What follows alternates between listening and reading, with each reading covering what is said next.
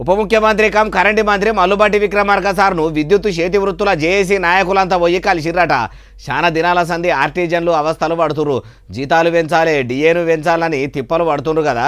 Current మంత్రి గారు వాళ్లకు కలిసినందుకు ఏమన్నా భరోసా ఇచ్చిండా అంటే అరుచుకుందాం పండ్రి. కరెంటు శాఖలో చాలా ఏళ్ల కోలే తాత్కాలిక ఉద్యోగులుగా పనిచేస్తున్న ఆర్టిజన్ల అవస్థలు వాపే పని ముంగట చేసుకుంటామని కరెంటు మంత్రి కమ్ ఉప ముఖ్యమంత్రి కమ్ పైసల మంత్రి మల్లుబట్టి విక్రమార్క సారు కూడా భరోసా ఇచ్చిండట.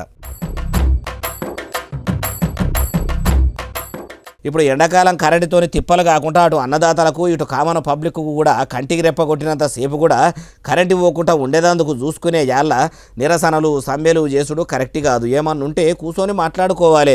మీద అధికారులకు చెప్పిన మీ బాధలు వాపే పని పెట్టుకుంటామని కూడా చెప్పుకొచ్చిండట. అయ్యా కరెంటు మంత్రి మల్లుబట్టి విక్రమార్క సారు ఏలుబడిలకు రాగానే ఎంటనే తాత్కాలిక ఉద్యోగుల బాధలు వాపుతాము, ఆర్టిజన్లకు అండగా ఉంటామని అసెంబ్లీ ఎన్నికల ముంగట అన్నది యాదికున్నదా?